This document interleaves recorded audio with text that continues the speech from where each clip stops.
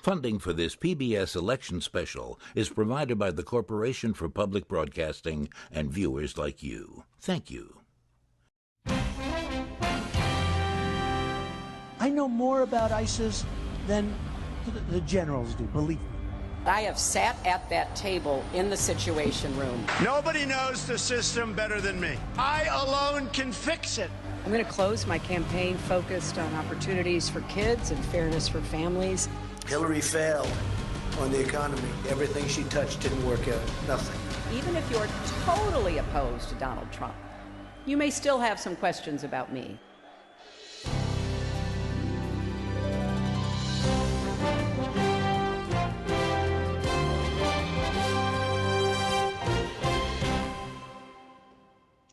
Good evening. I'm Gwen Ifill. And I'm Judy Woodruff. And welcome to this PBS NewsHour special coverage of the second presidential debate between Democrat Hillary Clinton and Republican Donald Trump.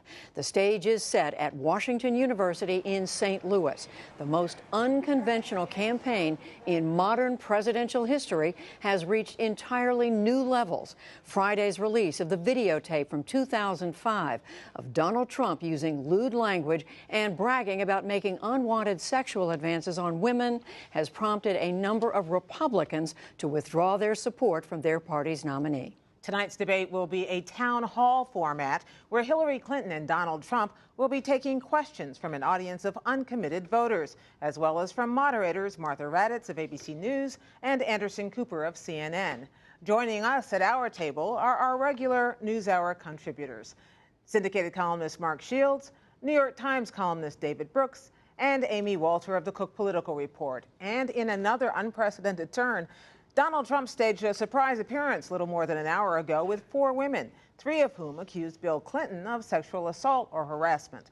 In response, the Clinton campaign said, "We are not surprised to see Donald Trump continue his destructive race to the bottom." Friends, the moral equivalency wars are in full, sway, David. This could be one of the most historic and repulsive debates of American political history. We've entered a reality TV show of the bottom level. And so I'm sort of expecting a traffic accident, frankly. And what Trump did tonight, I think, will backfire on him badly as more Republicans flee from him. Amy, how much of all this stuff do you think is going to come up tonight? Well, the fact that I can't let my 4th grader watch a presidential debate, I think, tells you all you need to know about where we are in this campaign and what I expect from it. Look, I think Donald Trump's, before he had this press conference, my thought was he's either going to come in and do contrition or he's going to do combative. And we know, obviously, which path he chose. He has decided throughout the course of this campaign to double down, triple down anytime he's challenged. He is only interested in talking to the faithful, never interested in reaching beyond that. And Mark Shields, are we talking about a policy debate tonight or a personality debate? We're talking about Donald Trump trying to save his candidacy, stop Republicans from fleeing him, energizing the base, making it a Clinton race again, I think unsuccessfully. And now here are the moderators, Martha Raddatz and Anderson Cooper.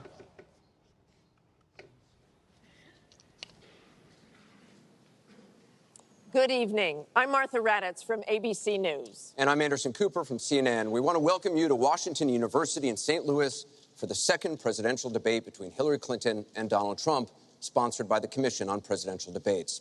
Tonight's debate is a town hall format, which gives voters a chance to directly ask the candidates questions. Martha and I will ask follow-up questions, but the night really belongs to the people in this room and to people across the country who have submitted questions online. The people you see on this stage were chosen by the Gallup organization. They are all from the St. Louis area and told Gallup they haven't committed to a candidate. Each of them came here with questions they want to ask, and we saw those questions for the first time this morning. Anderson and I and our team from ABC and CNN are the only ones who have seen them. Both candidates will have 2 minutes to answer each audience and online question. We hope to get to as many questions as we can, so we've asked the audience here not to slow things down with any applause, except for now. Ladies and gentlemen, the Republican nominee for President, Donald J. Trump, and the Democratic nominee for President, Hillary Clinton.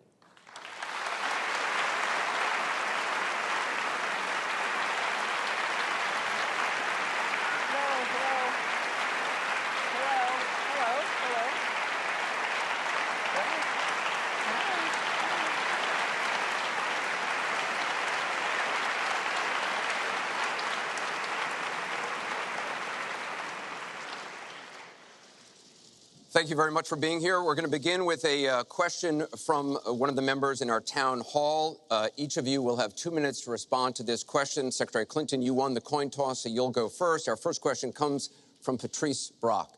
Patrice? Thank you and good evening. The last presidential debate could have been rated as MA, mature audiences, per TV parental guidelines. Knowing that educators assign viewing the presidential debates as students' homework, do you feel you are modeling appropriate and positive behavior for today's youth? Well, thank you. Are you a teacher? Yes, I think that that's a very good question because I've heard from lots of teachers and parents about some of their concerns about some of the things that are being said and done in this campaign. And I think it is very important for us to make clear to our children that our country really is great because we're good. And we are going to respect one another, lift each other up. We are going to be looking for ways to celebrate our diversity. And we are going to try to reach out to every boy and girl as well as every adult to bring them in to working on behalf of our country. I have a very positive and optimistic view about what we can do together. That's why the slogan of my campaign is Stronger Together. Because I think if we work together, if we overcome the divisiveness that sometimes sets Americans against one another, and instead we make some big goals, and I've set forth some big goals, getting the economy to work for everyone, not just those at the top, making sure that we have the best education system from preschool through college and making it affordable, and so much else. If we set those goals and we go together to try to achieve them, there's nothing, in my opinion, that America can't do. So that's why I hope that we will come together in this campaign. Obviously, I'm hoping to earn your vote. I'm hoping to be elected in November. And I can promise you, I will work with every American. I want to be the president for all Americans, regardless of your political beliefs, where you come from, what you look like, your religion. I want us to heal our country and bring it together, because that's, I think, the best way for us to get the future that our children and our grandchildren deserve. Secretary Clinton, thank you. Mr. Trump, you have 2 minutes. Well, I actually agree with that. I agree with everything she said. I began this campaign because I was so tired of seeing such foolish things happen to our country. This is a great country. This is a great land. I've gotten to know the people of the country over the last year and a half that I've been doing this as a politician. I cannot believe I'm saying that about myself, but I guess I have been a politician. And my whole concept was to make America great again. When I watch the deals being made, when I watch what's happening with some horrible things like Obamacare, where your health insurance and health care is going up by numbers that are astronomical, 68%, 59%, 71%. When I look at the Iran deal and how bad a deal it is for us, it's a one-sided transaction where we're giving back $150 billion to a terrorist state, really the #1 terrorist state. We've made them a strong country from really a very weak country just 3 years ago. When I look at all of the things that I see and all of the potential that our country has, we have such tremendous potential, whether it's in business and trade, where we're doing so badly. Last year, we had an almost $800 billion trade deficit. In other words, trading with other countries, we had an $800 billion deficit. It's hard to believe. Inconceivable. You say, who's making these deals? We're going to make great trade deals. We're going to have a strong border.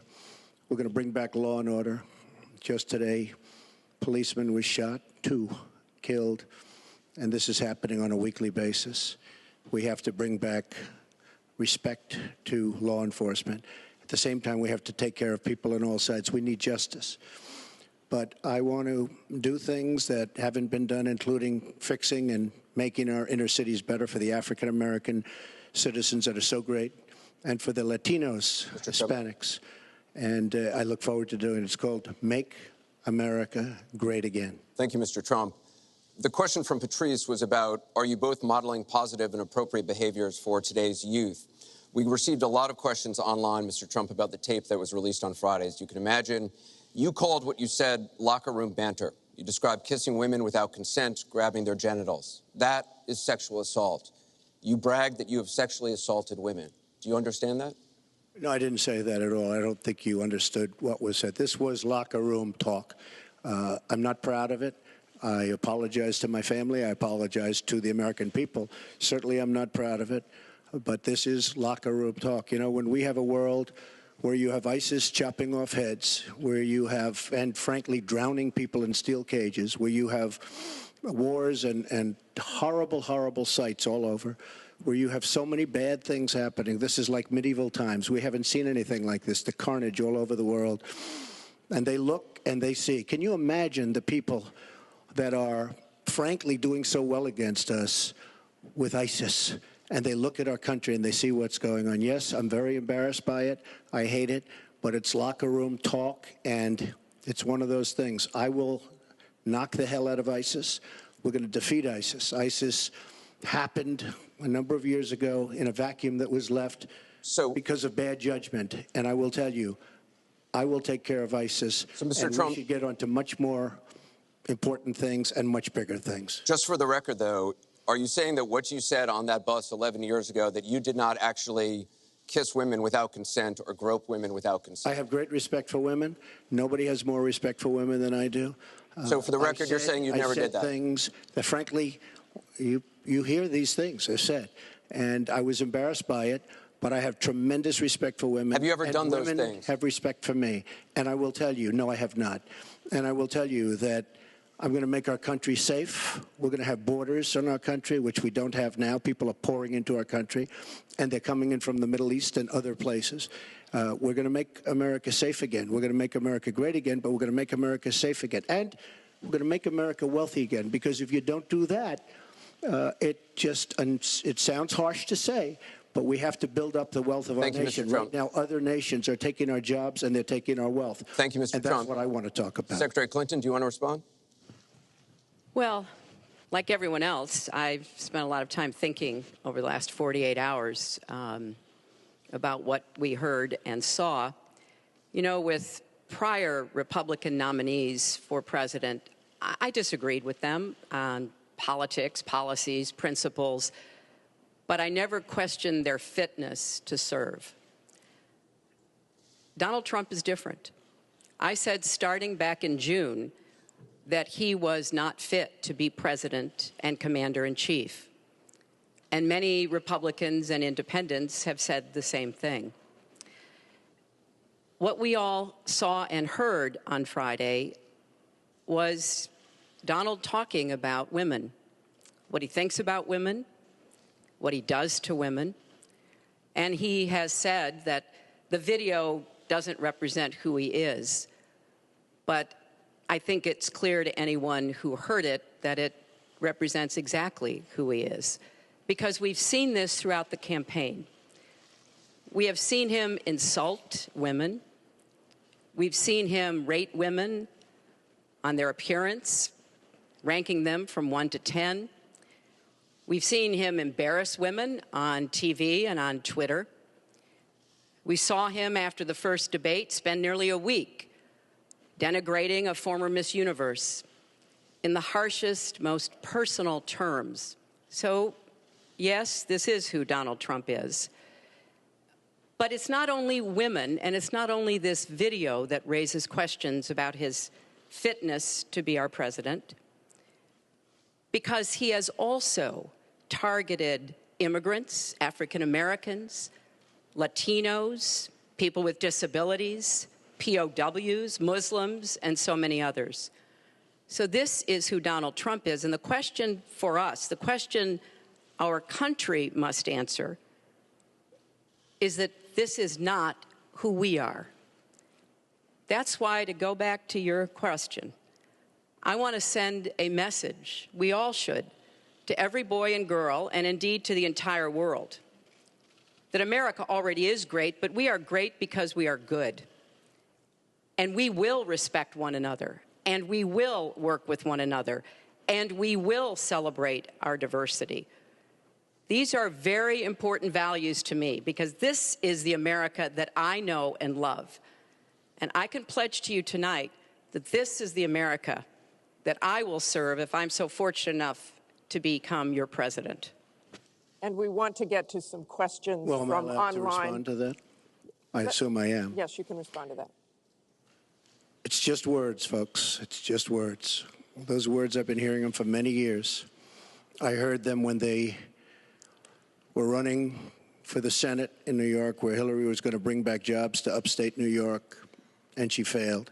I've heard them where Hillary is constantly talking about the inner cities of our country, which are a disaster, education-wise, job-wise, safety-wise, in every way possible.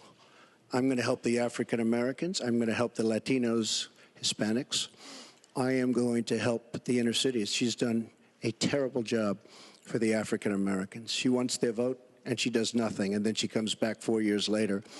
We saw that firsthand when she was a United States Senator. She campaigned where the primary part of her campaign. I want to get to audience questions and online questions. So she's allowed to do that, but I'm not allowed to respond. You're going to get to respond right now. That sounds fair. This tape is generating intense interest. In just 48 hours, it's become the single most talked about story of the entire 2016 election on Facebook, with millions and millions of people discussing it on the social network. As we said a moment ago, we do want to bring in questions from voters around the country via social media, and our first stays on this topic. Jeff from Ohio asks on Facebook, Trump says the campaign has changed him. When did that happen? So, Mr. Trump, let me add to that. When you walked off that bus at age 59, were you a different man, or did that behavior continue until just recently? And you have 2 minutes for this. As I told you, that was locker room talk. I'm not proud of it. I am a person who has great respect for people, for my family, for the people of this country, and certainly I'm not proud of it. But that was something that happened. If you look at Bill Clinton, far worse, mine are words and his was action. His was what he's done to women. There's never been anybody in the history of politics in this nation that's been so abusive to women. So you can say any way you want to say it, but Bill Clinton was abusive to women. Hillary Clinton attacked those same women and attacked them viciously. 4 of them are here tonight. One of the women, who is a wonderful woman, at 12 years old, was raped at 12. Her client, she represented, got him off, and she's seen laughing on 2 separate occasions, laughing at the girl who was raped. Kathy Shelton, that young woman, is here with us tonight. So don't tell me about words. I apologize for those words. But it is things that people say. But what President Clinton did, he was impeached. He lost his license to practice law. He had to pay an $850,000 fine to one of the women, Paula Jones, who's also here tonight. And I will tell you that when Hillary brings up a point like that, and she talks about words that I said 11 years ago, I think it's disgraceful, and I think she should be ashamed of herself, if you want to know the truth. Can we please hold the applause? Secretary Clinton, you have 2 minutes. Well, first, let me start by saying that so much of what he's just said is not right, but he gets to run his campaign any way he chooses. He gets to decide what he wants to talk about. Instead of answering people's questions, talking about our agenda, laying out the plans that we have that we think can make a better life and a better country, that's his choice. When I hear something like that, I am reminded of what my friend Michelle Obama advised us all. When they go low, you go high. And look, if this were just about one video, maybe what he's saying tonight would be understandable. But everyone can draw their own conclusions at this point about whether or not the man in the video or the man on the stage respects women. But he never apologizes for anything to anyone. He never apologized to Mr. and Mrs. Khan, the Gold Star family, whose son, Captain Khan, died in the line of duty in Iraq. And Donald insulted and attacked them for weeks over their religion. He never apologized to the distinguished federal judge who was born in Indiana. But Donald said he couldn't be trusted to be a judge because his parents were, quote, Mexican. He never apologized to the reporter that he mimicked and mocked on national television and our children were watching. And he never apologized for the racist lie that President Obama was not born in the United States of America. He owes the president an apology. He owes our country an apology. And he needs to take responsibility for his actions and his words. Well, you owe the president an apology because, as you know very well, your campaign, Sidney Blumenthal, he's another real winner that you have. And he's the one that got this started along with your campaign manager. And they were on television just 2 weeks ago. She was saying exactly that. So you really owe him an apology. You're the one that sent the pictures around your campaign, sent the pictures around with President Obama in a certain garb. That was long before I was ever involved. So you actually owe an apology. And number two, Michelle Obama. I've gotten to see the commercials that they did on you. And I've gotten to see some of the most vicious commercials I've ever seen of Michelle Obama talking about you, Hillary. So you talk about friend, go back and take a look at those commercials. A race where you lost, fair and square, unlike the Bernie Sanders race where you won, but not fair and square, in my opinion. And all you have to do is take a look at WikiLeaks and just see what they said about Bernie Sanders and see what Deborah Wasserman Schultz had in mind, because Bernie Sanders, between superdelegates and Deborah Wasserman Schultz, he never had a chance. And I was so surprised to see him sign on with the devil. But when you talk about apology, I think the one that you should really be apologizing for, and the thing that you should be apologizing for, are the 33,000 emails that you deleted and that you acid washed. And then the 2 boxes of emails and other things last week that were taken from an office and are now missing. And I'll tell you what, I didn't think I'd say this, but I'm going to say it. And I hate to say it. But if I win, I am going to instruct my Attorney General to get a special prosecutor to look into your situation, because there has never been so many lies, so much deception. There has never been anything like it. And we're going to have a special prosecutor. When I speak, I go out and speak. The people of this country are furious. In my opinion, the people that have been long-term workers at the FBI are furious. There has never been anything like this where emails and you get a subpoena, and after getting the subpoena, you delete 33,000 emails. And then you acid wash them or bleach them, as you would say, a very expensive process. So we're going to get a special prosecutor, and we're going to look into it, because you know what?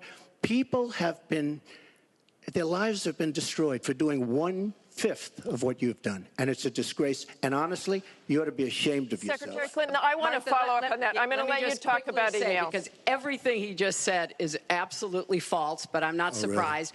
Really? In the first debate, the audience needs to calm down here. I told people that it would be impossible to be fact-checking Donald all the time. I'd never get to talk about anything I want to do and how we're going to really make lives better for people.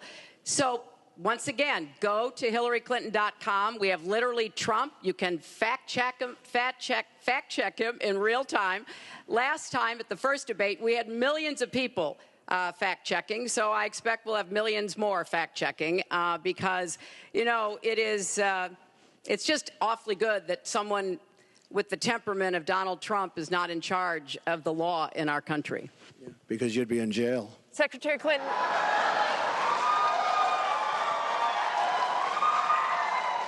We want to remind the audience to please not talk out loud. Please do not applaud. You're just wasting time. And Secretary Clinton, I do want to follow up on emails. You've said your handling of your emails was a mistake. You disagreed with FBI Director James Comey, calling your handling of classified information, quote, extremely careless. The FBI said that there were 110 classified emails that were exchanged, 8 of which were top secret, and that it was possible hostile actors did gain access to those emails. You don't call that extremely careless? Well, Martha, first let me say, and I've said it before, but I'll repeat it because I want everyone to hear it, that was a mistake, and I take responsibility for using a personal email account.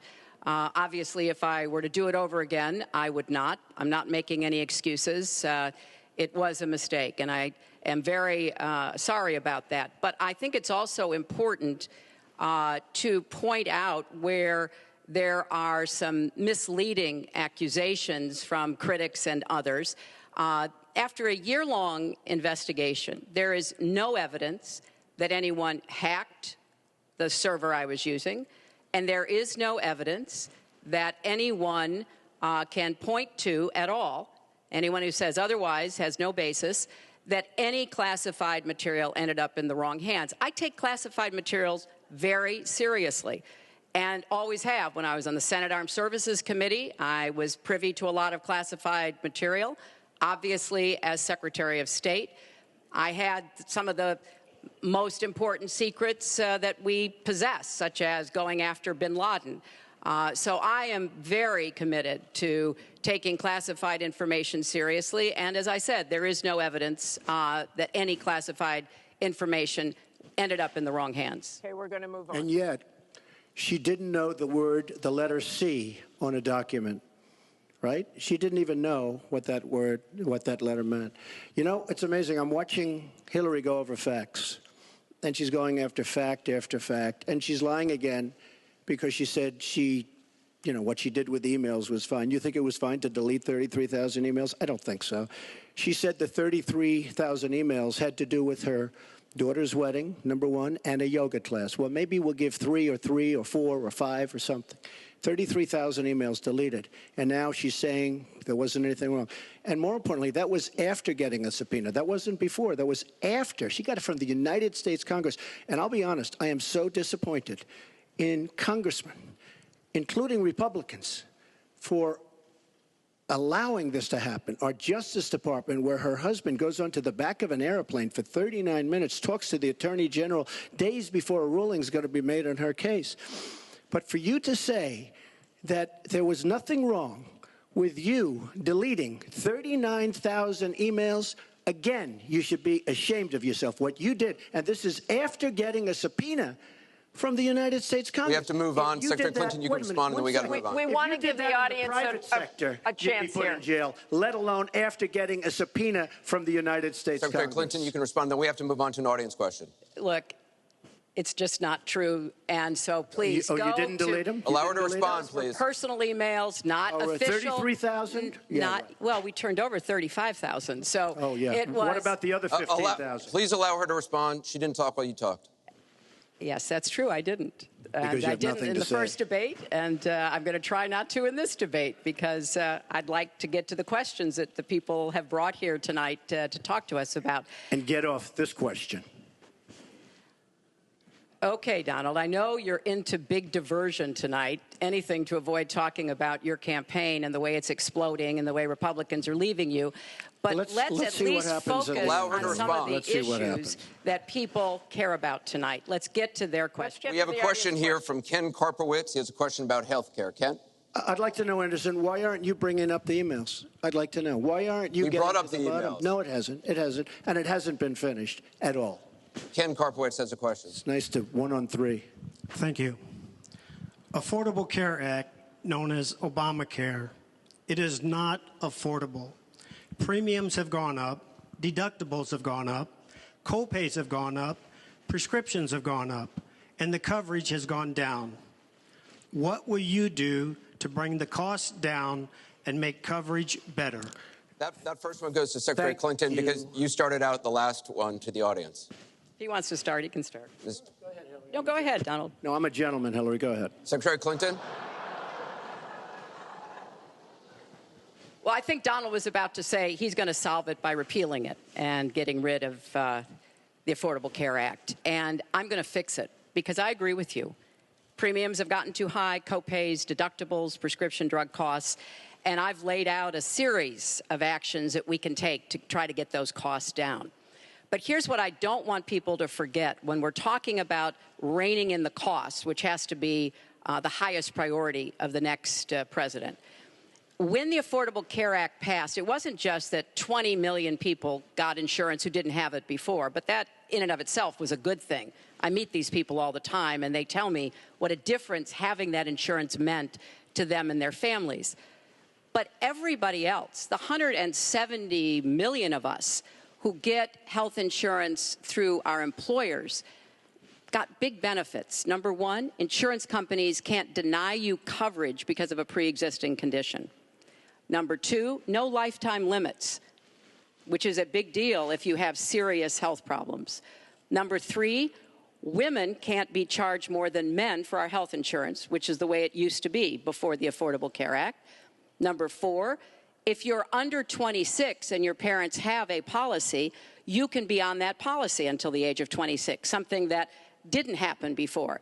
So I want very much to save what works and is good about the Affordable Care Act. But we've got to get costs down. We've got to provide some additional help to small businesses so that they can afford to provide health insurance. But if we repeal it, as Donald has proposed, and start over again, all of those benefits I just mentioned are lost to everybody, not just people who get their health insurance on the exchange.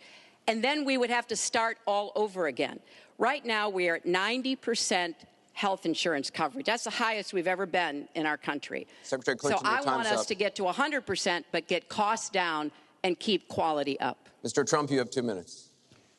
It is such a great question, and it's maybe the question I get almost more than anything else outside of defense. Obamacare is a disaster. You know it. We all know it.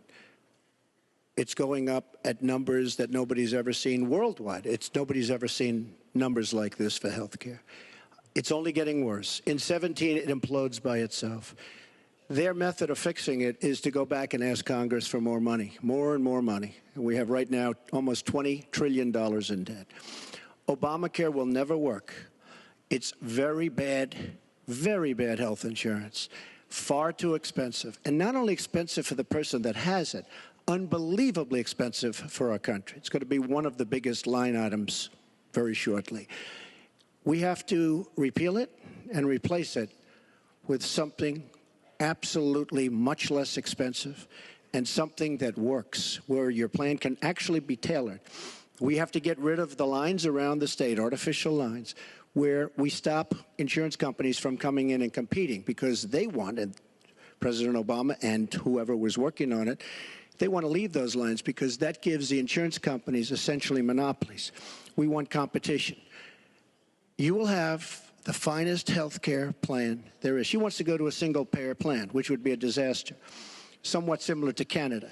And if you ever notice, the Canadians, when they need a big operation, when something happens, they come into the United States in many cases because their system is so slow. It's catastrophic in certain ways. But she wants to go to single payer, which means the government basically rules everything. Hillary Clinton has been after this for years. Obamacare was the first step. Obamacare is a total disaster. And not only are your rates going up by numbers that nobody's ever believed, but your deductibles are going up, so that unless you get hit by a truck, you're never going to be able to use it. Mr. Trump, it is a disastrous plan, and it has to be repealed and replaced. Secretary Clinton, let me follow up with you. Your husband called Obamacare, quote, the craziest thing in the world, saying that small business owners are getting killed as premiums double, coverage is cut in half. Was he mistaken, or was his mistake simply telling the truth? No, I mean, he clarified what he meant, and it's very clear. Look, we are in a situation in our country where if we were to start all over again, we might come up with a different system. But we have an employer-based system. That's where the vast majority of people get their health care.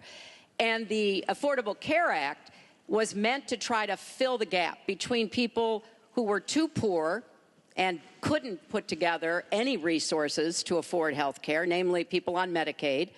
Obviously, Medicare, which is a single-payer system, which takes care of our elderly and does a great job doing it, by the way.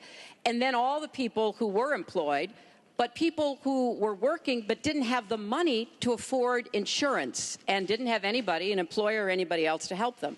That was the slot that the Obamacare approach was to take.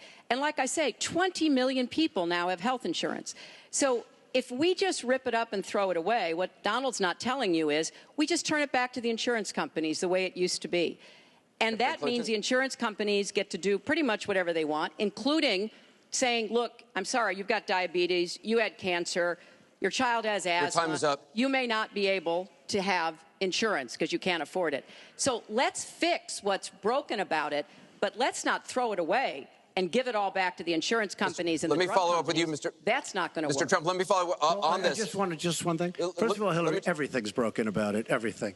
Number two, Bernie Sanders said that Hillary Clinton has very bad judgment.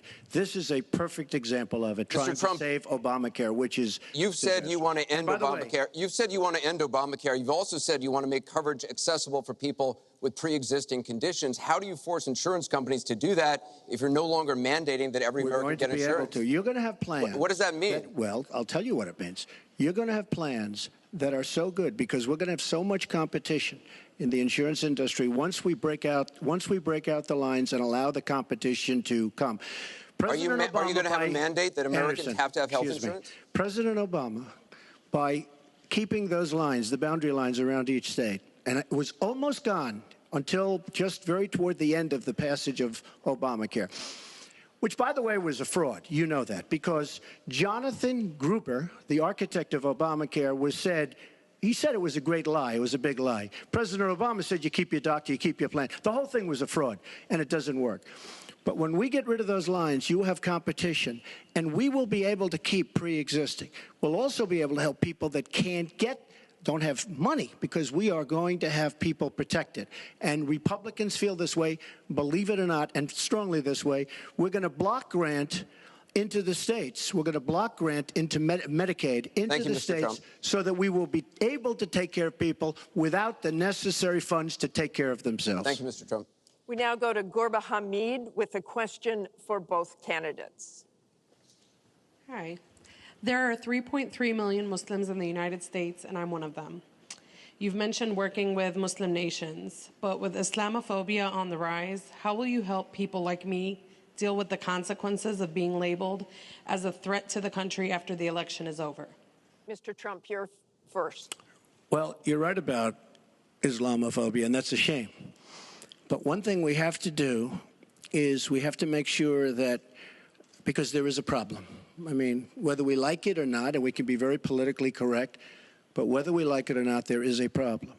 And we have to be sure that Muslims come in and report when they see something going on. When they see hatred going on, they have to report it. As an example, in San Bernardino, many people saw the bombs all over the apartment of the two people that killed 14 and wounded many, many people, horribly wounded. They'll never be the same.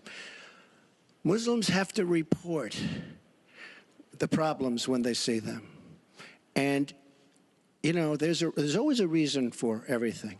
If they don't do that, it's a very difficult situation for our country. Because you look at Orlando, and you look at San Bernardino, and you look at the World Trade Center, go outside, you look at Paris, look at that horrible, these are radical Islamic terrorists. And she won't even mention the word, and nor will President Obama. He won't use the term radical Islamic terrorism. Now, to solve a problem, you have to be able to state what the problem is, or at least say the name.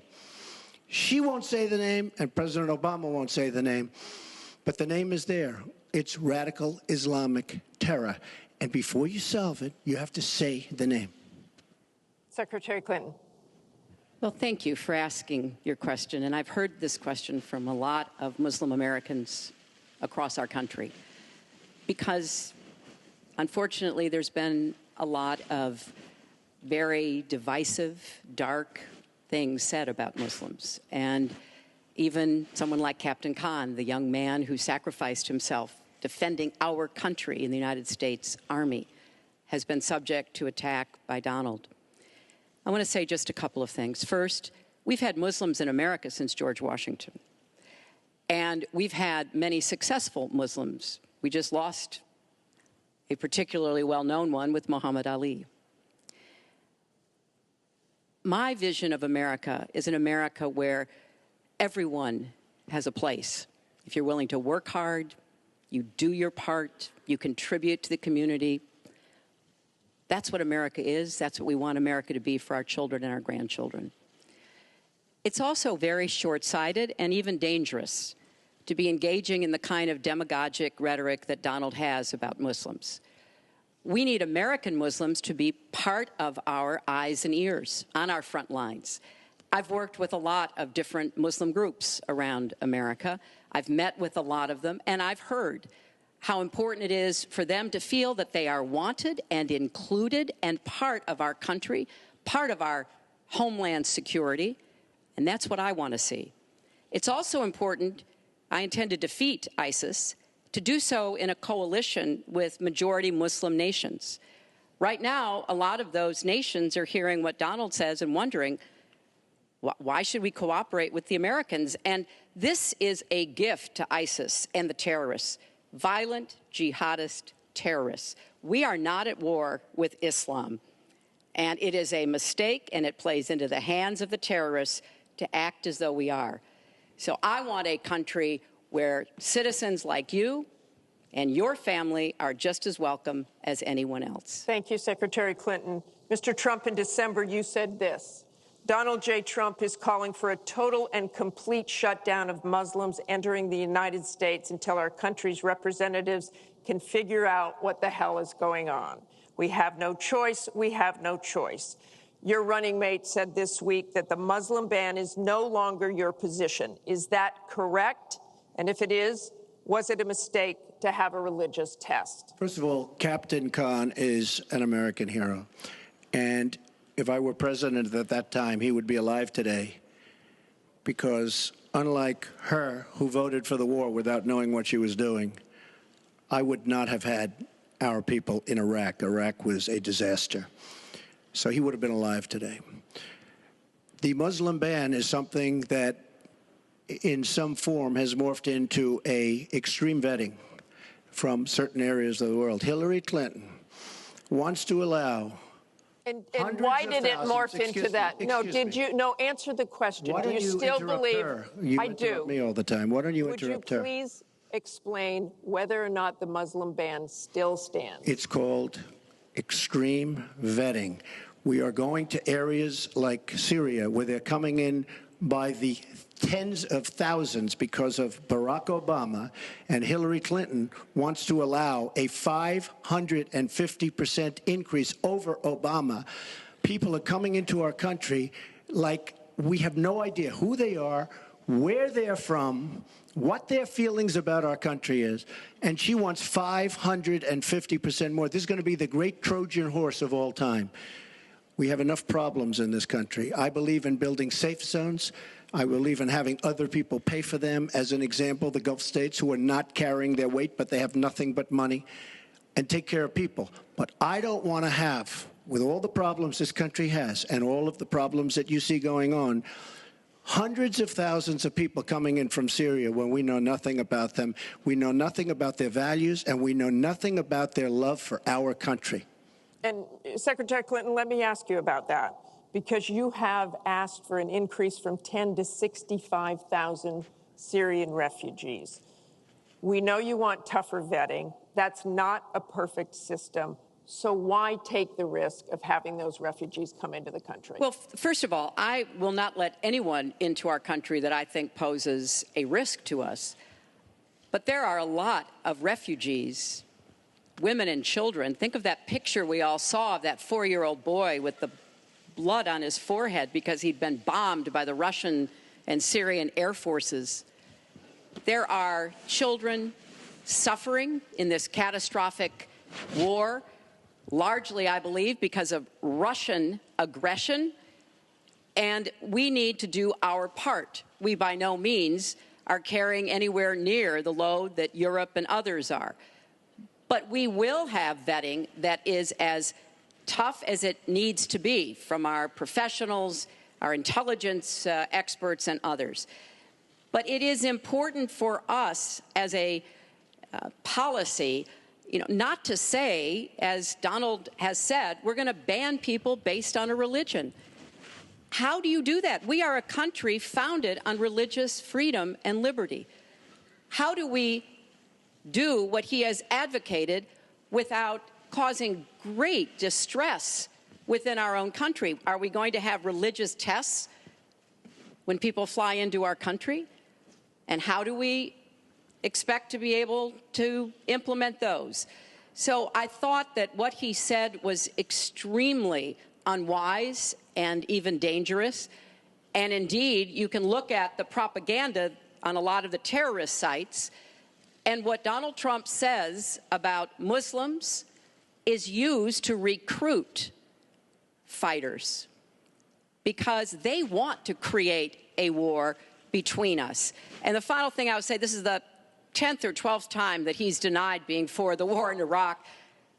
We have it on tape. The entire press corps has looked at it. It's been debunked, but it never stops him from saying whatever he wants to say. Has not been debunked. So please has not been debunked. And go to HillaryClinton.com and you can see it. I was against the war in Iraq. Has not been debunked. And you voted for it, and you shouldn't have. Well, I just want to There's been lots of fact-checking on that. I'd like to move on to an online question. She just went about 25 seconds over her time. She Could did I not. just respond to this, please? Very quickly, please. Hillary Clinton, in terms of having people come into our country, we have many criminal illegal aliens. When we want to send them back to their country says we don't want them. In some cases, they're murderers, drug lords, drug problems, and they don't want them. And Hillary Clinton, when she was Secretary of State, said, that's okay, we can't force it into their country. Let me tell you, I'm going to force them right back into their country. They're murderers and some very bad people. And I will tell you very strongly, when Bernie Sanders said she had bad judgment, she has really bad judgment, because we are letting people into this country that are going to cause problems and crime like you've never seen. We're also letting drugs pour through our southern border at a record clip, and it shouldn't be allowed to happen. ICE just endorsed me. They've never endorsed a presidential candidate. The Border Patrol agents, 16,500, just recently endorsed me. And they endorsed me because I understand the border. She doesn't. She wants amnesty for everybody. Come right in, come right over. It's a horrible thing she's doing. She's got bad judgment, and honestly, so bad that she should never be president of the United States. That I can tell you. Thank you, Mr. Trump. I want to move on. This next question comes from the public through the Bipartisan Open Debate Coalition's online forum, where Americans submitted questions that generated millions of votes. This question involves WikiLeaks' release of purported excerpts of Secretary Clinton's paid speeches, which she has refused to release, and one line in particular in which you, Secretary Clinton, purportedly say you need both a public and private position on certain issues. So, two from Virginia asks, is it okay for politicians to be two-faced? Is it acceptable for a politician to have a private stance on issues? Secretary Clinton, well, your 2 minutes. Right. As I recall, that was something I said about Abraham Lincoln after having seen the wonderful Steven Spielberg movie called Lincoln. It was a master class watching President Lincoln get the Congress to approve the 13th Amendment. It was principled and it was strategic. And I was making the point that it is hard sometimes to get the Congress to do what you want to do, and you have to keep working at it. And yes, President Lincoln was trying to convince some people. He used some arguments. Convincing other people, he used other arguments. That was a great, I thought, a great display of presidential leadership. But, you know, let's talk about what's really going on here, Martha, because our intelligence community just came out and said in the last few days that the Kremlin, meaning Putin and the Russian government, are directing the attacks, the hacking on American accounts to influence our election. And WikiLeaks is part of that, as are other sites where the Russians hack information. We don't even know if it's accurate information, and then they put it out. We have never in the history of our country been in a situation where an adversary, a foreign power, is working so hard to influence the outcome of the election. And believe me, they're not doing it to get me elected. They're doing it to try to influence the election for Donald Trump. Now, maybe because he has praised Putin, maybe because he says he agrees with a lot of what Putin wants to do, maybe because he wants to do business in Moscow. I don't know the reasons. But we deserve answers. And we should demand that Donald release all of his tax returns so that people can see what are the entanglements and the financial relationships we're going to get to that later. He has Secretary with Clinton, Russians and you're out other of time. foreign powers. Well, I think I should Mr. respond Trump. because it's so ridiculous. Look, now she's blaming, she got caught in a total lie. Her papers went out to all her friends at the banks, Goldman Sachs and everybody else, and she said things, WikiLeaks, that just came out. And she lied. Now she's blaming the lie on the late, great Abraham Lincoln. That's one that I haven't. Okay, Honest Abe. Honest Abe never lied. That's the good thing. That's the big difference between Abraham Lincoln and you. That's a big, big difference. We're talking about some difference. But as far as other elements of what she was saying, I don't know, Putin. I think it would be great if we got along with Russia because we could fight ISIS together, as an example. But I don't know, Putin. But I notice anytime anything wrong happens, they like to say, the Russians. She doesn't know if it's the Russians doing the hacking. Maybe there is no hacking. But they always blame Russia. And the reason they blame Russia is because they think they're trying to tarnish me with Russia. I know nothing about Russia. I know about Russia, but I know nothing about the inner workings of Russia. I don't deal there. I have no businesses there. I have no loans from Russia.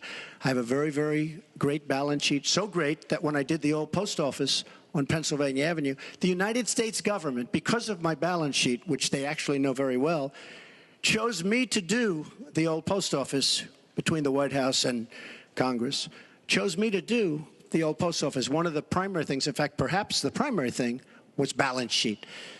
But I have no loans with Russia. You could go to the United States government and they would probably tell you that because they know my sheet very well in order to get that development I had to have. Now, the taxes are a very simple thing. As soon as I have, first of all, I pay hundreds of millions of dollars in taxes. Many of her friends took bigger deductions. Warren Buffett took a massive deduction. Soros, who's a friend of hers, took a massive deduction. Many of the people that are giving her all this money that she can do many more commercials than me took massive deductions.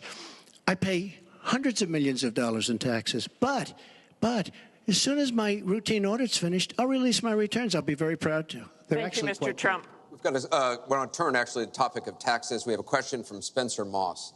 Spencer? Good evening. My question is, what specific tax provisions will you change to ensure the wealthiest Americans pay their fair share in taxes? Mr. Trump, you have 2 minutes. Well, one thing I do is get rid of carried interest. One of the greatest provisions for people like me, to be honest with you. I give up a lot when I run because I knock out the tax code. And she could have done this years ago, by the way. She was a United States senator. She complains that Donald Trump took advantage of the tax code. Well, why didn't she change it? Why didn't you change it when you were a senator? The reason you didn't is that all your friends take the same advantage that I do. And I do. You have provisions in the tax code that, frankly, we could change. But you wouldn't change it because all of these people give you the money so you can take negative ads on Donald Trump. And I say that about a lot of things. You know, I've heard Hillary complaining about so many different things over the years. Oh, we should have done this. But she's been there for 30 years. She's been doing this stuff. She never changed, and she never will change. She never will change. We're getting rid of carried interest provisions.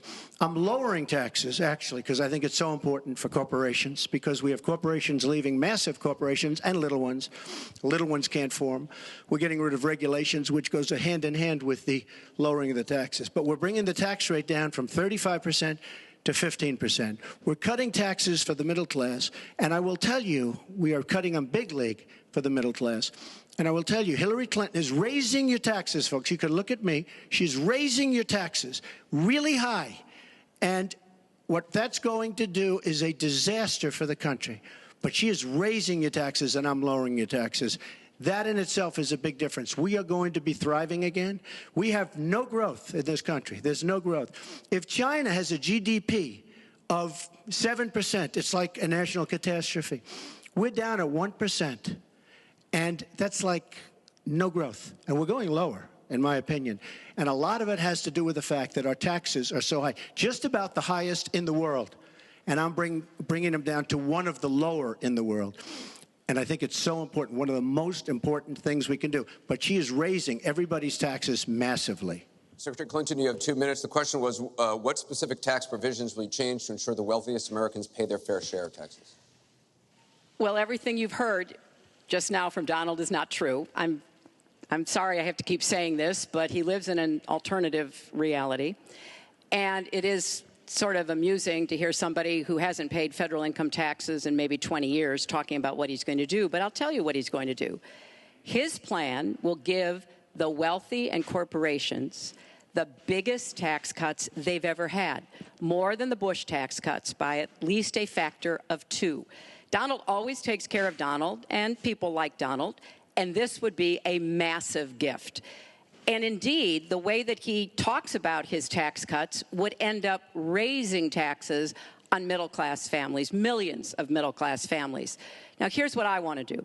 I have said nobody who makes less than $250,000 a year, and that's the vast majority of Americans, as you know, will have their taxes raised, because I think we've got to go where the money is. And the money is with people who've taken advantage of every single break in the tax code. And yes, when I was a senator, I did vote to close corporate loopholes. I voted to close, I think, one of the loopholes he took advantage of when he claimed $1 billion loss that enabled him to avoid paying taxes. I want to have a tax on people who are making $1 million. It's called the Buffett rule. Yes, Warren Buffett is the one who's gone out and said somebody like him should not be paying a lower tax rate than his secretary. I want to have a surcharge on incomes above $5 million. We have to make up for lost times because I want to invest in you. I want to invest in hardworking families. And I think it's been unfortunate, but it's happened, that since the Great Recession, the gains have all gone to the top. And we need to reverse that. People like Donald who paid 0 in taxes, 0 for our vets, 0 for our military, 0 for health and education. That is wrong. Thank you, and we're Secretary. going to make sure that nobody, no corporation and no individual can get away without paying his fair share to support our country. Mr. Trump, I want to give you the chance to respond. I just want to tell our viewers what she's referring to. In the last month, taxes were the #1 issue on Facebook for the first time in the campaign. The New York Times published 3 pages of your 1995 tax returns. They show you claimed a $916 million loss, which means you could have avoided paying personal federal income taxes for years. You've said you pay state taxes, employee taxes, real estate taxes, property taxes. You have not answered, though, a simple question. Did you use that $916 million loss to avoid paying personal federal income taxes for years? Of course I do. Of course I do. And so do all of her donors, or most of her donors. I know many of her donors. Her donors took massive tax write-offs. So have you not paid personal federal income taxes? A lot of my write-off was depreciation and other things that Hillary, as a senator, allowed. And she'll always allow it because the people that give her all this money, they want it. That's why. See, I understand the tax code better than anybody that's ever run for president. Hillary Clinton, and it's extremely complex, Hillary Clinton has friends that want all of these provisions, including they want the carried interest provision, which is very important to Wall Street people, but they really want the carried interest provision, which I believe Hillary's leaving. It's very interesting why she's leaving carried interest. But I will tell you that, number one, I pay tremendous numbers of taxes. I absolutely used it, and so did Warren Buffett, and so did George Soros, and so did many of the other people that Hillary is getting money from. Now, I won't mention their names because they're rich, but they're not famous, so we won't make them famous. Can you say how many years you have avoided paying personal federal income taxes? No, but I pay tax, and I pay federal tax, too. But I have a write-off. A lot of it's depreciation, which is a wonderful charge. I love depreciation. You know, she's given it to us. Hey, if she had a problem, for 30 years she's been doing this, Anderson. I say it all the time. She talks about health care. Why didn't she do something about it? She talks about taxes. Why didn't she do something about it? She doesn't do anything about anything other than talk. With her, it's all talk and no action. In the past... And again, Bernie Sanders, it's really bad judgment. She has made bad judgment not only on taxes, she's made bad judgments on Libya, on Syria, on Iraq. I mean, her and Obama, whether you like it or not, the way they got out of Iraq the vacuum they've left, that's why ISIS formed in the first place. They started from that little area, and now they're in 32 different nations, Hillary. Congratulations. Great job. I want you to be able to respond, Secretary Clinton. Well, here we go again. I've been in favor of getting rid of carried interest for years, starting when I was a senator from New York. But that's not the point here. Why didn't you do it? Why didn't you do it? Because I was a senator with a Republican president. Oh, really? I will be the you president. You could have done it. If you were an effective, senator, you could have done it. If you were an effective senator, you could have done it. But you were not an effective Please allow her to senator. respond. She didn't interrupt you. You know, under our Constitution, presidents have something called veto power. Look, he has now said repeatedly, 30 years this and 30 years that. So let me talk about my 30 years in public service. I'm very glad to do so. 8 million kids every year have health insurance because when I was First Lady, I worked with Democrats and Republicans to create the Children's Health Insurance Program. Hundreds of thousands of kids now have a chance to be adopted because I worked to change our adoption and foster care system.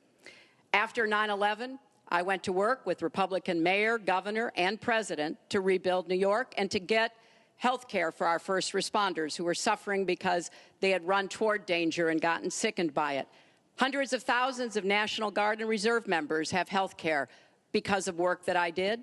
And children have safer medicines because I was able to pass a law that required the dosing to be more carefully done. When I was Secretary of State, I went around the world advocating for our country, but also advocating for women's rights, to make sure that women had a decent chance to have a better life, and negotiated a treaty with Russia to lower nuclear weapons. 400 pieces of legislation have my name on it as a sponsor or co-sponsor when I was a senator for 8 years. I worked very hard and was very proud to be reelected in New York by an even bigger margin than I had been elected the first time.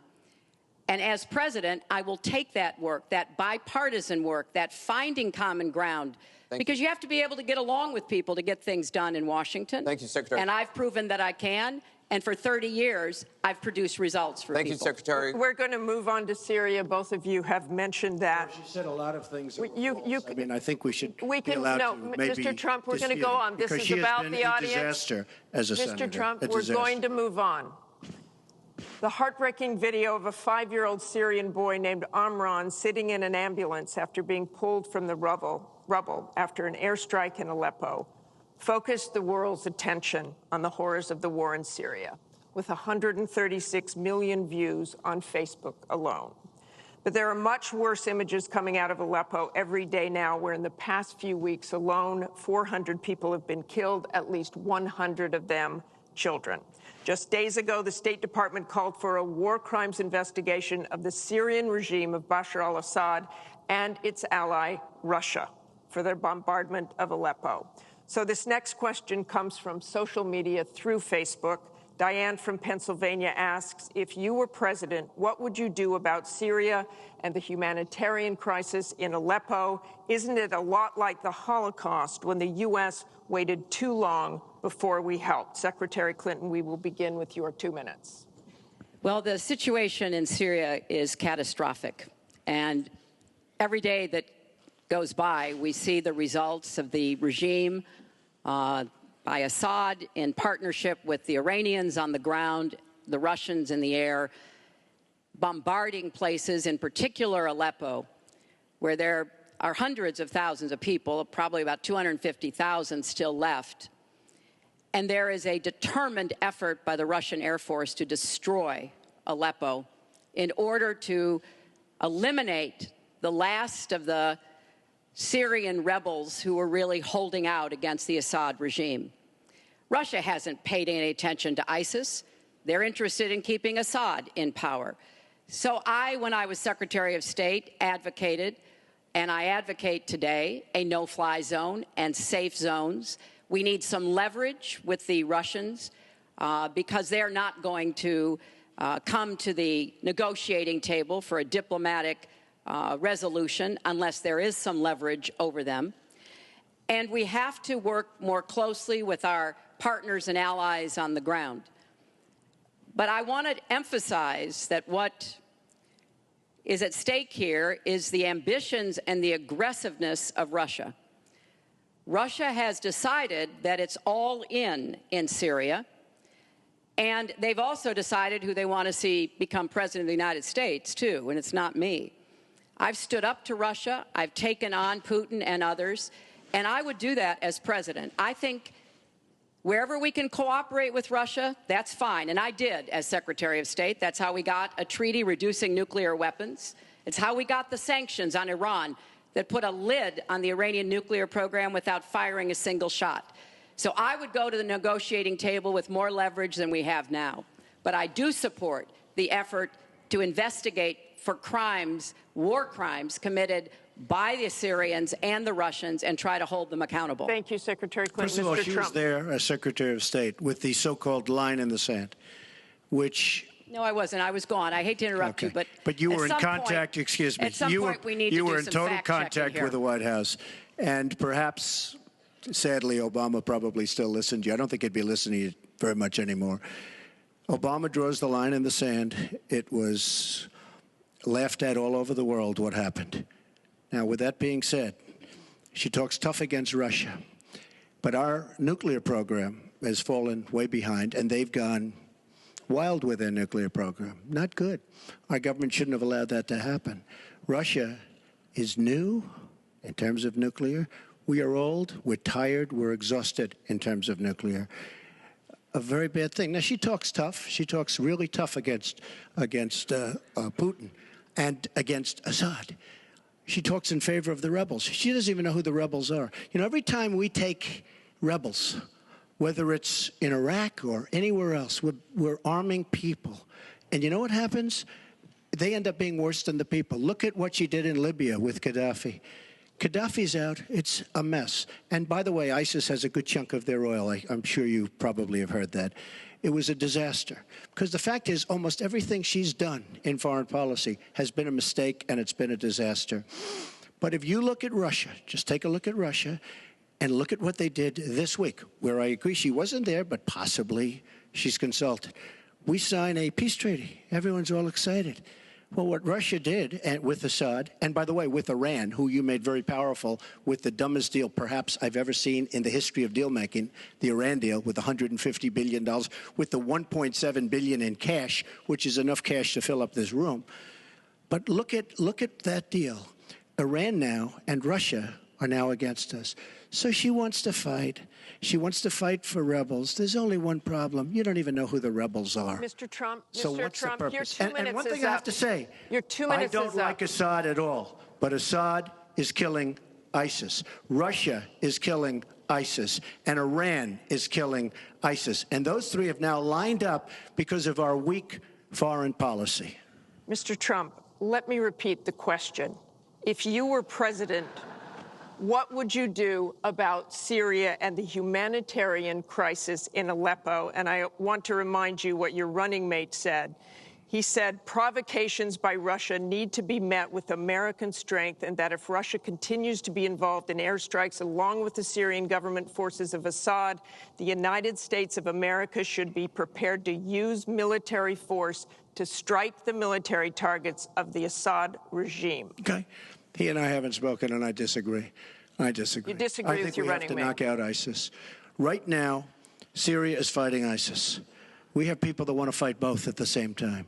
But Syria is no longer Syria. Syria is Russia, and it's Iran, who she made strong, and Kerry and Obama made into a very powerful nation and a very rich nation very, very quickly, very, very quickly. I believe we have to get ISIS. We have to worry about ISIS before we can get too much more involved. She had a chance to do something with Syria. They had a chance, and that was the line. What do you think will happen if Aleppo falls? I think Aleppo is a disaster humanitarian-wise. What do you think will happen if it falls? I think that it basically has fallen, okay? It basically has fallen. Let me tell you something. You take a look at Mosul. The biggest problem I have with the stupidity of our foreign policy. We have Mosul. They think a lot of the ISIS leaders are in Mosul. So we have announcements coming out of Washington and coming out of Iraq. We will be attacking Mosul in 3 weeks or 4 weeks. Well, all of these bad leaders from ISIS are leaving Mosul. Why can't they do it quietly? Why can't they do the attack, make it a sneak attack, and after the attack is made, inform the American public that we've knocked out the leaders, we've had a tremendous success. People leave. Why do they have to say we're going to be attacking Mosul within the next 4 to 6 weeks, which is what they're saying? How stupid is our country? There are sometimes reasons the military does that. Psychological I can't warfare. think of any. I can't think of any. It and might be to help get civilians out. And we have, look, I have 200 generals and admirals who endorse me. I have 21 Congressional Medal of Honor recipients who endorse me. We talk about it all the time. They understand. Why can't they do something secretively where they go in and they knock out the leadership? Why would these people stay there? I've been reading now Tell for me weeks. what your Martha, I've been reading now for weeks about Mosul, that it's the harbor of where, between Raqqa and Mosul. This is where they think the ISIS leaders are. Why would they be staying? They're not staying there anymore. They're gone.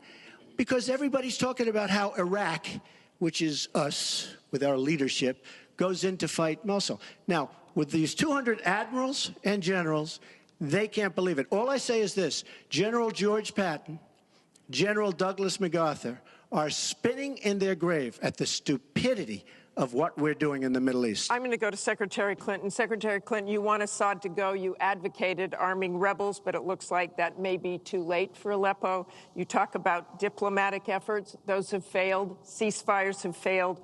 Would you introduce the threat of U.S. military force beyond a no-fly zone against the Assad regime to back up diplomacy? I would not use American ground forces in Syria. I think that would be a very serious mistake. I don't think American troops should be holding territory, which is what they would have to do as an occupying force. I don't think that is a smart strategy. I do think the use of special forces, which we're using, the use of enablers and trainers in Iraq, which has had some positive effects, are very much in our interests. And so I do support what is happening. But what would you do differently than President Obama is doing? Martha, I hope that by the time I hope by the time I am president that we will have pushed ISIS out of Iraq. I do think that there is a good chance that we can take Mosul. Donald says he knows more about ISIS than the generals. No, he doesn't. There are a lot of very important planning going on, and some of it is to signal to the Sunnis in the area, as well as Kurdish Peshmerga fighters, that we all need to be in this, and that takes a lot of planning and preparation. I would go after Baghdadi. I would specifically target Baghdadi because I think our targeting of al-Qaeda leaders, and I was involved in a lot of those operations, highly classified ones, made a difference. So I think that could help. I would also consider arming the Kurds. The Kurds have been our best partners in Syria as well as Iraq.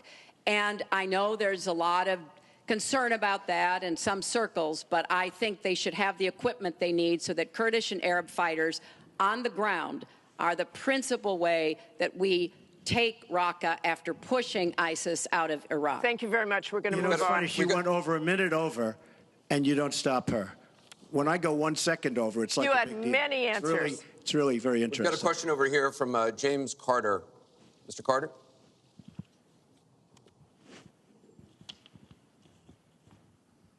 My question is, do you believe you can be a devoted president to all the people in the United States? That question begins for Mr. Trump. Absolutely. I mean, she calls our people deplorable, a large group, and irredeemable. I will be a president for all of our people, and I'll be a president that will turn our inner cities around and will give strength to people and will give economics to people and will bring jobs back, because NAFTA, signed by her husband, is perhaps the greatest disaster trade deal in the history of the world, not in this country. It stripped us of manufacturing jobs. We lost our jobs. We lost our money. We lost our plans. It is a disaster. And now she wants to sign TPP, even though she says now she's for it. She called it the gold standard. And by the way, at the last debate, she lied, because it turned out that she did say the gold standard, and she said she didn't say it. They actually said that she lied, okay? And she lied. But she's lied about a lot of things. I would be a president for all of the people, African Americans, the inner cities. Devastating what's happening to our inner cities. She's been talking about it for years. As usual, she talks about it, nothing happens. She doesn't get it done. Same with the Latino Americans, the Hispanic Americans, the same exact thing. They talk, they don't get it done. You go into the inner cities and you see it's 45% poverty. African Americans now, 45% poverty in the inner cities. The education is a disaster. Jobs are essentially non-existent. I mean, it's, you know, I've been saying at big speeches where I have 20 and 30,000 people, what do you have to lose? It can't get any worse. And she's been talking about the inner cities for 25 years. Nothing's going to ever happen. Let me tell you, if she's president of the United States, nothing's going to happen. It's just going to be talk. And all her friends, the taxes we were talking about, and I would just get it by osmosis. She's not doing any me favors. But by doing all the others favors, she's doing me favors. Mr. Trump, thank you. But I will tell you, she's all talk. It doesn't get done. All you have to do is take a look at her Senate run. Take a look at upstate New York. Your 2 minutes is up. Secretary Clinton, it turned out 2 to minutes. be a disaster. You have 2 minutes, Secretary Clinton. Well, 67% of the people voted to re-elect me when I ran for my second term, and I was very proud and very humbled by that. Mr. Carter, I have tried my entire life to do what I can to support children and families. You know, right out of law school, I went to work for the Children's Defense Fund. And Donald talks a lot about, you know, the 30 years I've been in public service. I'm proud of that. You know, I started off as a young lawyer working against discrimination against African-American children in schools and in the criminal justice system. I worked to make sure that kids with disabilities could get a public education, something that I care very much about. I have worked with Latinos. One of my first jobs in politics was down in South Texas, registering Latino citizens to be able to vote. So I have a deep devotion, to use your absolutely correct word, to making sure that every American feels like he or she has a place in our country. And I think when you look at the letters that I get, a lot of people are worried that maybe they wouldn't have a place in Donald Trump's America.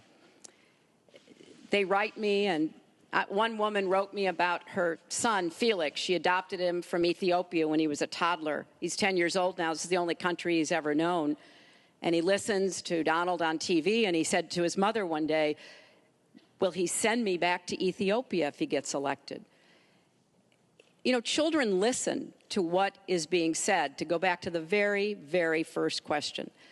And there's a lot of fear that, in fact, teachers and parents are calling it the Trump effect. Bullying is up. A lot of people are feeling, you know, uneasy. A lot of kids are expressing their concerns. So first and foremost, I will do everything I can to reach out to everybody, Secretary Democrats, Clinton. Republicans, independents, people across our country.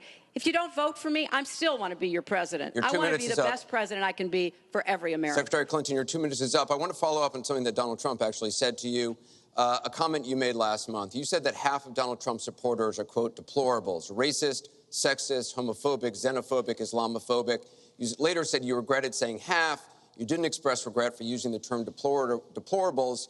To Mr. Carter's question, how can you unite a country if you've written off tens of millions of Americans? Well, within hours, I said that I was sorry about the way I talked about that, because my argument is not with his supporters. It's with him and with the hateful and divisive campaign that he has run, and the inciting of violence at his rallies, and the very brutal kinds of comments about not just women, but all Americans, all kinds of Americans.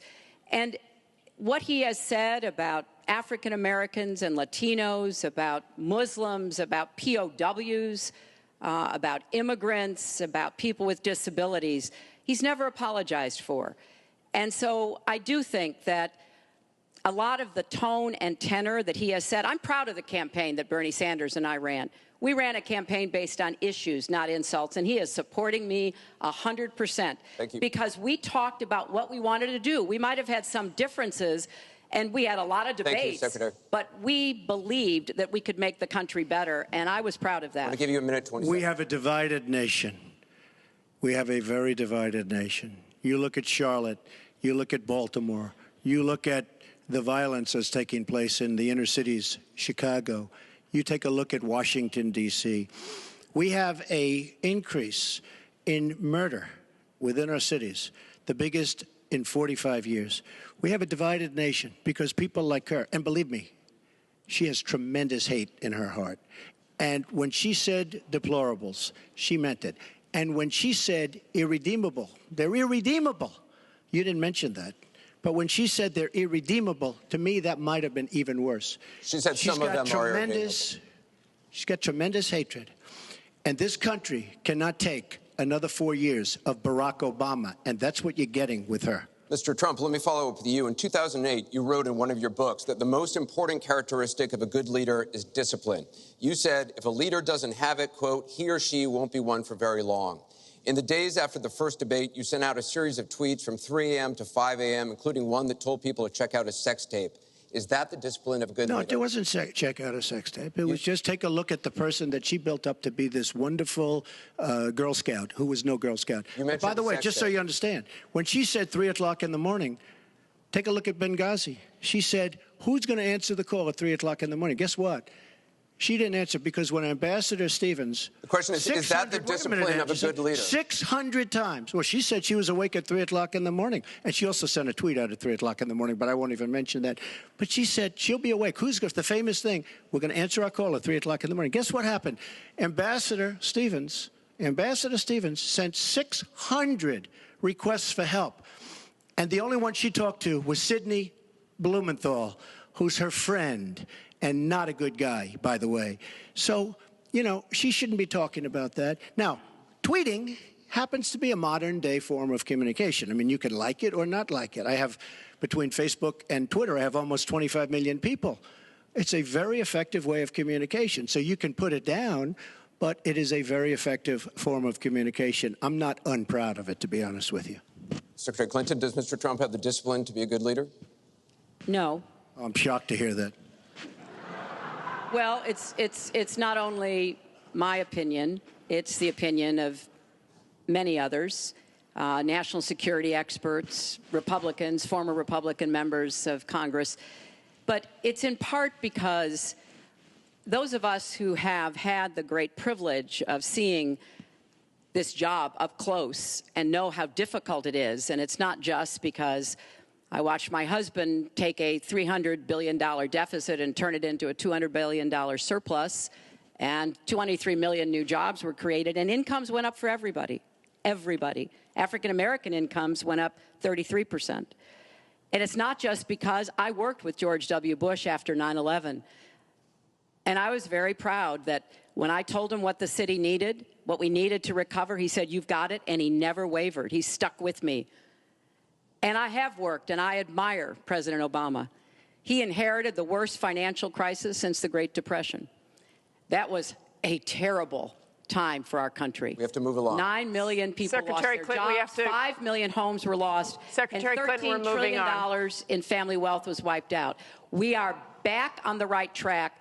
He would send us back into recession with his tax plans. Secretary Clinton, we are moving to an audience question. We're almost out of time. We have another. Mr. Trump, we're moving to an audience question. It is our country Mr. Trump, has the Secretary slowest growth, Clinton, we and want to get jobs to are a the disaster. audience. Thank you very much, both of you. We have another audience question. Beth Miller has a question for both candidates. Good evening. Perhaps the most important aspect of this election is the Supreme Court justice. What would you prioritize as the most important aspect of selecting a Supreme Court justice?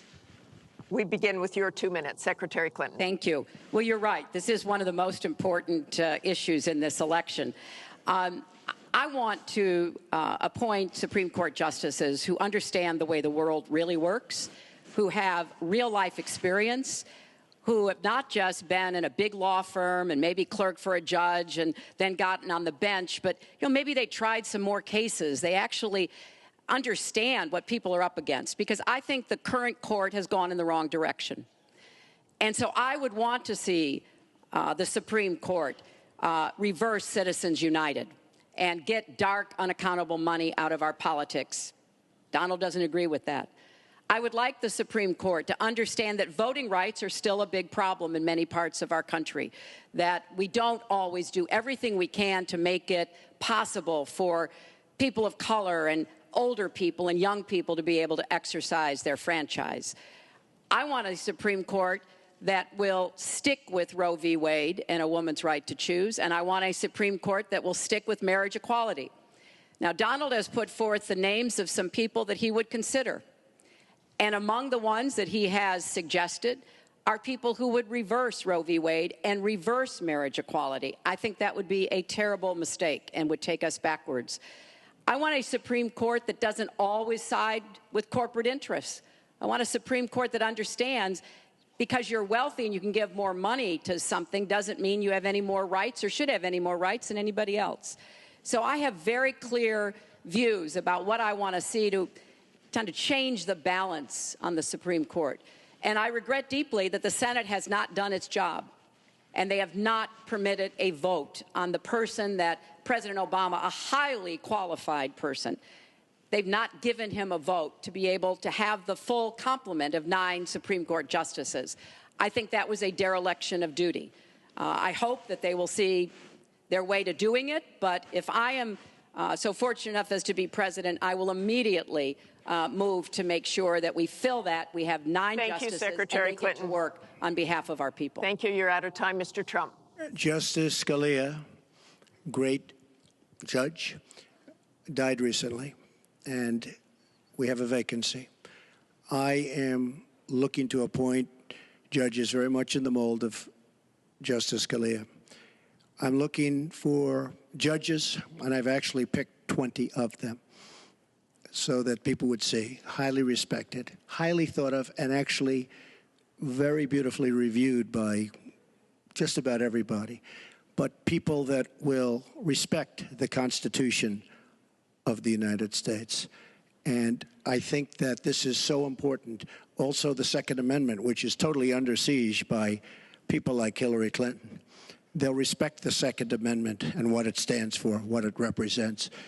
So important to me. Now, Hillary mentioned something about contributions, just so you understand. So I will have in my race more than $100 million put in of my money, meaning I'm not taking all of this big money from all of these different corporations like she's doing. What I ask is this. So I'm putting in more than, by the time it's finished, I'll have more than $100 million invested.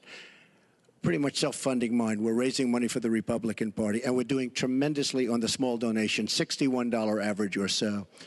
I asked Hillary, why doesn't she made $250 million by being in office? She used the power of her office to make a lot of money.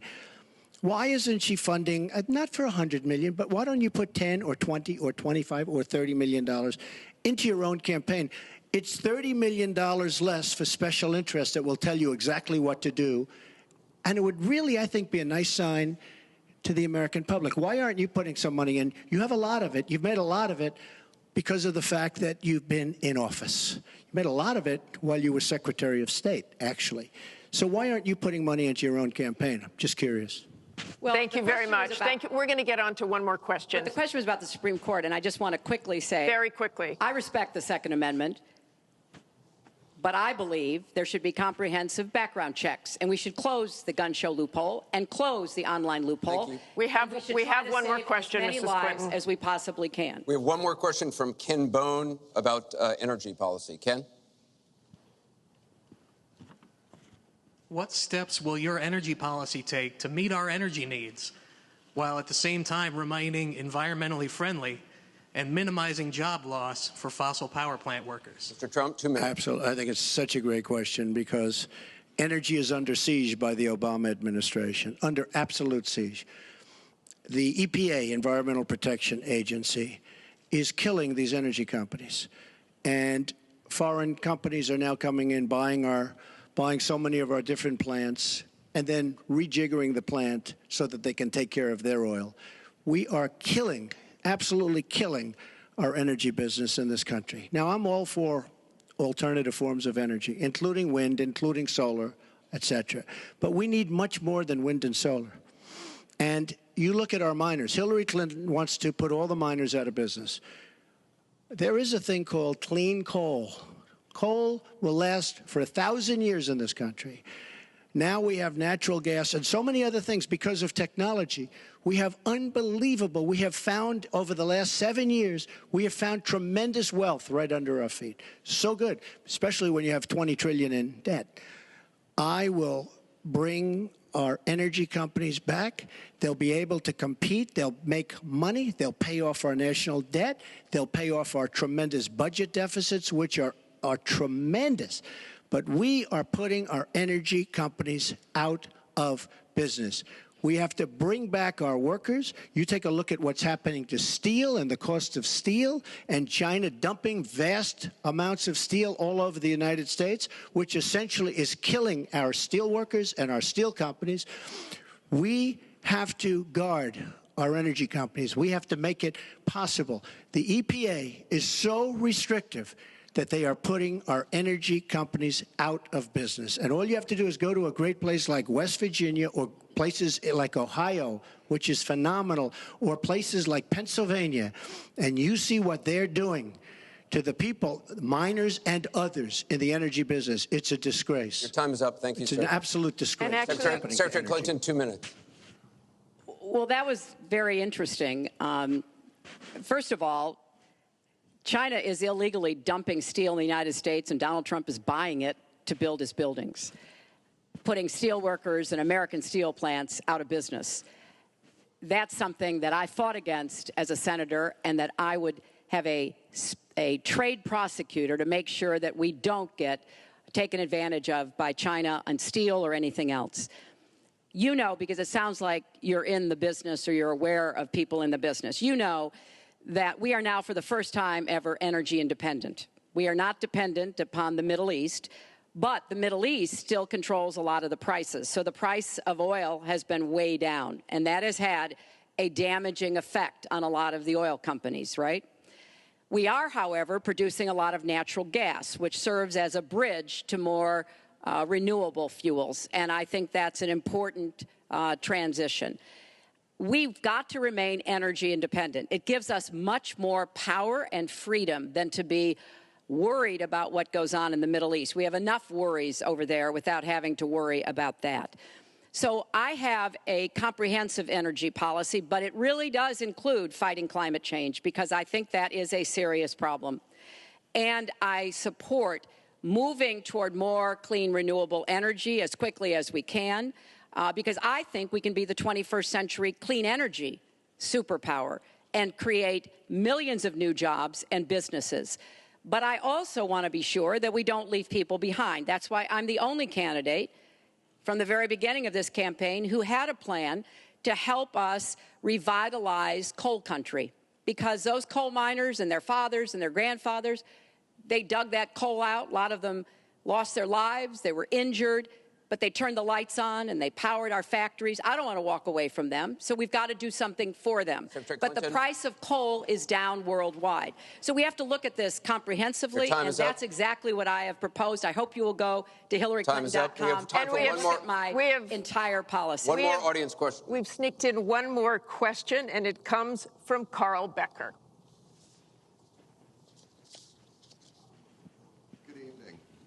My question to both of you is, regardless of the current rhetoric, would either of you name one positive thing that you respect in one another?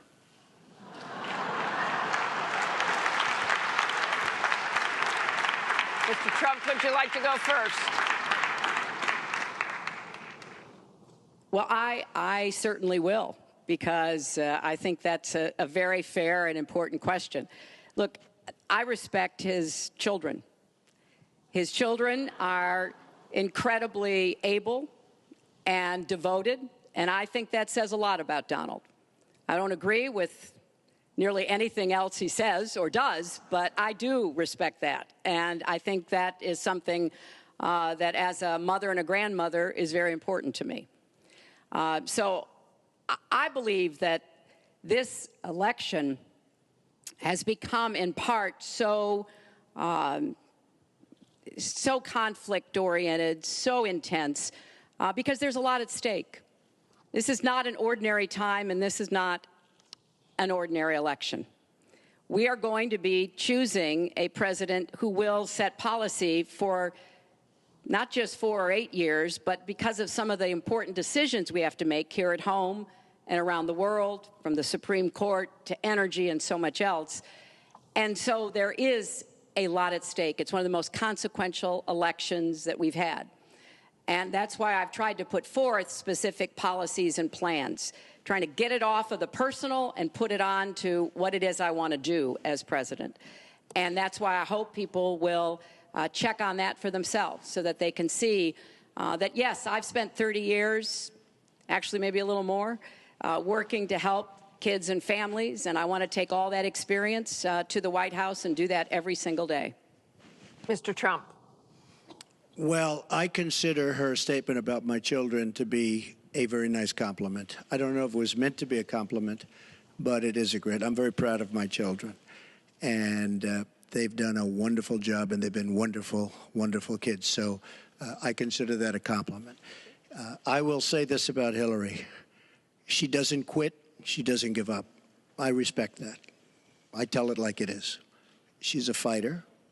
I disagree with much of what she's fighting for. I do disagree with her judgment in many cases.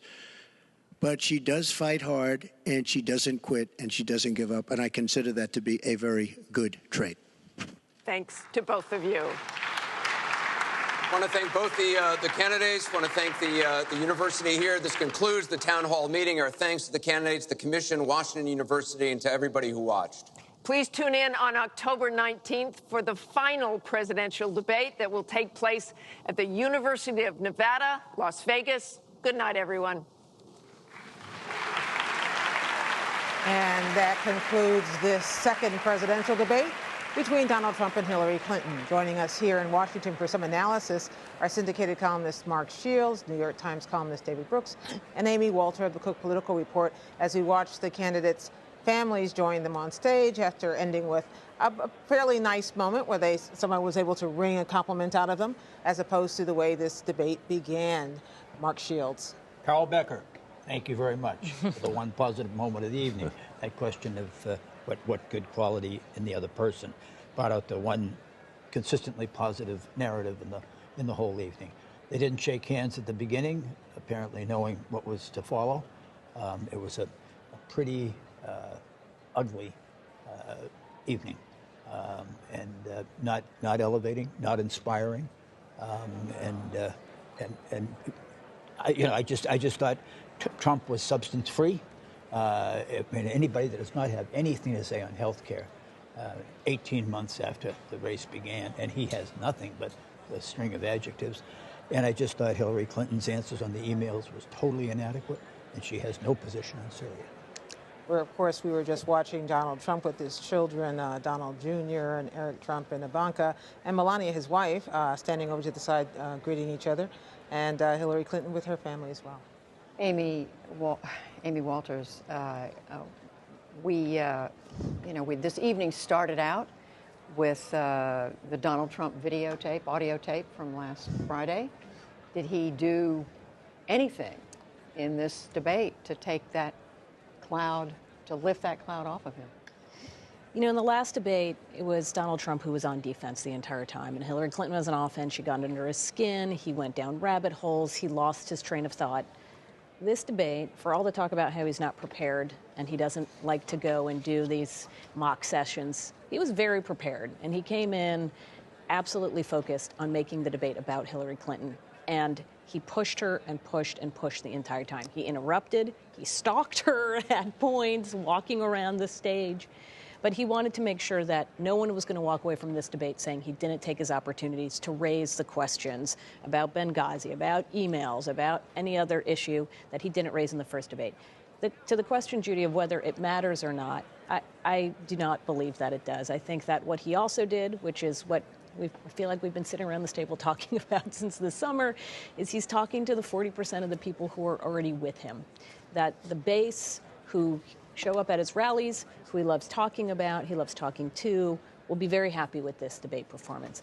But if you are in suburban Philadelphia, if you're an independent voter, if you're a woman, the voters right now that he needs, he's not winning, I don't think they move over into his column. It was a long 90 minutes, David Brooks, but, you know, this began with what Paul Ryan this weekend called the elephant in the room, which is a question about the videotape, the Access Hollywood videotape. And after about, I counted 4.5 minutes of niceties, they went immediately to that. Let's listen to that for a moment, then I want you to talk about it on the other side.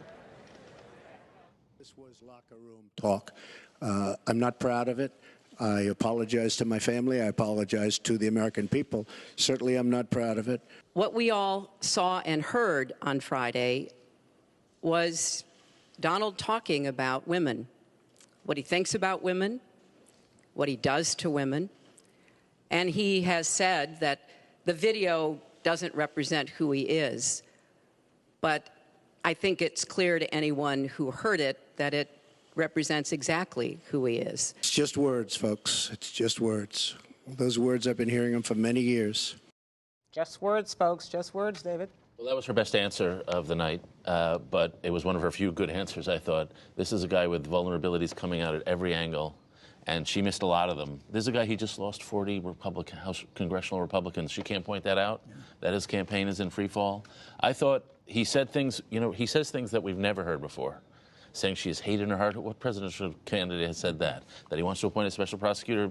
We're in uncharted territory. That she should be in jail, that she is the devil. Right. But I thought the bottom line, how people, and especially some of the swing voters, if there are any left, that Amy talked about, will look at the mafioso-type stalking. How they look at that body language will determine a lot of their reactions. But my bottom line right now for this debate is he halted the free fall. That the Republicans who were leaving him will stop leaving him, because he will have rallied the people who really dislike Hillary Clinton. He took it to her. He took her to her with energy and focus. And so at least he has not won anybody else over, but he stopped the slide. So Mark Shields, he stopped the bleeding, stopped the departure of these Republicans? The open revolt that David's talking about, 40 Republican members, and one after, I mean, John Thune of South Dakota, third in Republican leadership in the Senate. I mean, these are not people who are the nervous Nellies who bail on Republicans when they're in trouble. That's what I think. He was talking to their constituencies, the constituencies of the Republicans who are going to be on the phone tomorrow, the House Republicans, and say, well, geez, do I really want to alienate? Can we just pretend that this didn't happen? I mean, this is a man, it's the first time a major party nominee has a billionaire running for president who just admitted in a debate that he paid no federal income tax for 20 years. I mean, and just kind of glossed over it. He's a man without an embarrassment gene. I was amazed he showed up tonight, and he just kind of glossed over that whole tape. I mean, he is really something we've never seen before in a presidential candidate. The NewsHour's Lisa Desjardins is upstairs in our newsroom. She's been keeping, I'm sorry, I'm going to the wrong person. I'm going to NewsHour correspondent John Yang, who's actually at Washington University in St. Louis, the site of tonight's debate. He's talking to people representing both campaigns. Hey, John. Hey, Gwen, we're here with Boris Epshteyn, who is the senior advisor to the Trump campaign. Mr. Epshteyn, what did Donald Trump do tonight to stop this slide he's had over the past 2 weeks? It was a strong night. He was in control. He was determined. He was presidential. He won this debate fair and square. It was a home run, even though the moderators did not treat him fairly at all. They interrupted him about 25 more times. They interrupted Hillary Clinton. But Mr. Trump won this debate hands down, and he will move on now. We'll go to the next debate in Las Vegas where he'll do great and then win on November 8th. How do you think he did on the question about foreign policy? The question about Syria, he would asked about what his strategy would be in Syria and on Aleppo. He disagreed with Mike Pence's running mate. He said he hadn't spoken to Mike Pence. Are we seeing some daylight opening up on this ticket? Here's the bottom line. Mr. Trump has been very consistent from the beginning that we need to fight ISIS first, deal with Assad after. We need to defeat ISIS. 80% of people killed by ISIS have been killed in the last 3 years. That needs to stop. ISIS has to be defeated, and the Trump-Pence ticket is absolutely united on that. What Governor Pence was talking about was the safe zones, making sure that Syrians are protected in their own country, and that's absolutely a priority for the Trump-Pence ticket as well. But when he was asked about what the consequences would be of if Aleppo fell, he's turned to Mosul. He didn't seem to discuss Syria and Aleppo itself. Here's the key issue here, right? The key issue is that because of the failed policies of Hillary Clinton and Barack Obama, Syria is effectively a failed state. Libya is a failed state. So what the Clinton campaign is trying to do is to distract Americans from realizing that Hillary Clinton is the one at fault for what's going on in Syria. So how could she possibly fix it? What Donald Trump will do is ensure safe zones in Syria, so Syrian refugees are safe in their own country, and he will fight ISIS first and then deal with Assad and making sure that Syria is no longer a failed state after. We've got to leave it there. Boris Epstein, a senior advisor for the Trump campaign. Gwen, Judy, thank you. Thanks. Thank you, John. And as at every debate, there are a lot of charges and countercharges, claims and counterclaims. Our Lisa Desjardins is up in our newsroom right now. She's been keeping track of some of this. Lisa, what have you been hearing? That's right. Many claims, many words in this debate. But let's start with two different claims about Hillary Clinton's emails. First, Donald Trump and his claim during this debate that Hillary Clinton deleted those 33,000 infamous emails after she received a subpoena to hand them over. Now, we looked into this, and like many things with the Clinton emails, the answer is a little complicated. Hillary Clinton's staff overseeing the email server ordered those emails to be deleted in December of 2014. The subpoena was actually handed out 3 months later. But here's what they say happened. They say a worker at the IT company forgot to delete them. That worker has claimed responsibility and said he did delete them after the subpoena. But here's the thing, guys. The order was given before the subpoena. So the Clinton herself says she has nothing to do with those deletions. So Donald Trump not accurate on that point exactly. And then Clinton, she also spoke about those emails. She said this quote that stuck out to me. She said she takes classified materials very seriously and always has. But of course, the FBI in its investigation, while finding no wrongdoing, no criminal problems with Hillary Clinton's email server, did find that she and her staff were extremely careless with classified information. And you know, if you read deep into the FBI's report once the whole thing came out, it was clear that Hillary Clinton repeatedly said she did not receive training, nor did she spend time trying to get that training to be on classified materials. She said she expected her staff to know what to do with classified materials. So the real question there about how she looked at classified materials, even though she claims she took it very seriously. And one more, we don't have a graphic for this because we've been working on this right up to the minute. Donald Trump claimed, and I want to read basically his quote, he claimed that inner city poverty, he says, it's 45% poverty, quote, African Americans now 45% poverty in the inner cities. That number jumped out to us right away. And of course, our Quinn Bowman jumped on the U.S. Census site. And right now, the U.S. Census says African American poverty overall about 24%. That's nowhere near 45%. We can't find anywhere that sort of backs up that number, a 45% poverty rate in the inner cities. It's possible Trump was confusing a number he quotes often on the campaign trail, which is poverty rates for African American children. But we can't find anything to substantiate this claim of so much poverty in the African American community. Gwen, Judy? That is great work. Thank you, Lisa, for keeping us clear. It's very clear that these candidates all come with their goals, the things that they have come to see. For instance, we just heard what both of them came to say about emails and about poverty, even though he wasn't asked about that. And in fact, they got to emails before they were asked about it. But I also was very interested to see what Donald Trump came to say about Hillary Clinton. To follow up on your point earlier, he was asked about whether she, I can't remember what the question was, but his answer was, she's all talk, no action. Let's listen. 30 years she's been doing this, Anderson. I say it all the time. She talks about health care. Why didn't she do something about it? She talks about taxes. Why didn't she do something about it? She doesn't do anything about anything other than talk. With her, it's all talk and no action. She's made bad judgments on Libya, on Syria, on Iraq. I mean, her and Obama, whether you like it or not, the way they got out of Iraq, the vacuum they've left, that's why ISIS formed in the first place. They started from that little area, and now they're in 32 different nations, Hillary. Congratulations. Great job.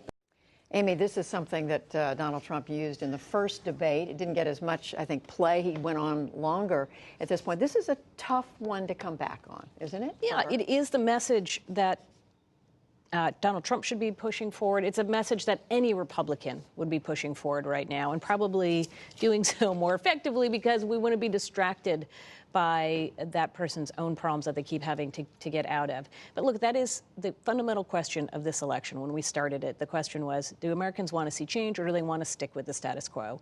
And what's interesting, if you look at the way that these questions are asked in polling, the Wall Street Journal poll, NBC poll asked this question starting in May. Do you want change, even if it's unpredictable, versus staying the same, even if it doesn't bring about change? It was in the 50s through May and July. It went back down to 49% in this most recent poll in September. And I think what Hillary Clinton's, and actually Donald Trump has helped her do this, is to make the case that you maybe want change, maybe I am the status quo, I am part of everything that right now so many voters say they are pushing back against, but this person is not the right person to deliver that change. He's not stable. Let's talk a little bit about style points, because unlike the first debate and unlike the vice presidential debate, what we saw were a town hall debate where people were asking questions about, we got through about 8 questions from voters, I think. And at one point, Hillary Clinton would walk over, for instance, when the young woman asked about Muslims being discriminated against, and she would speak directly to her. He didn't as often. And as you pointed out, David, sometimes felt like he was stalking. Yeah, and so we've through sort of temperamental choice before the American people. On the one hand, she was a lot better at relationality. She was also a lot better. I thought the cutaway shots, her listening shots were good. Yep. Very strong, not intimidated by any means, but not taking him too seriously. So I thought in the body language, and I really emphasize the visuals in these debates, that was very strong. He looked like a bully. On the other hand, there might be some people who say it's time for a bully. But the question is whether they can stand looking at him for 4 years. And so I think a lot of people, especially people who are undecided, may have decided it's just too unpleasant. And the question, a crucial question will be, I think everyone is dispirited by this debate, as Mark said. It's just hard to sit through. It's very ugly. It just makes you depressed for the country. But will they say that's Donald Trump's fault, or will they say that's both of them? And there's a lot of that's both of them out there right now, I think.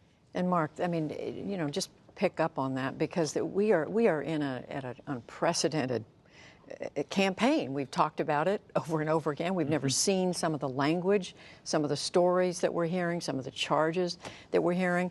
Do people just have that to look forward to for the next 4 weeks, no matter how much they talk about the issues at these debates? Well, yeah, no, I think we saw tonight Donald Trump's strategy, which is scorched earth. I mean, that's exactly what it is from here on in. I mean, you think the Jerry Springer and why show, not? You think the Jerry Springer show is tasteless? I mean, this is the Jerry Springer show of politics. I mean, you mentioned about hatred.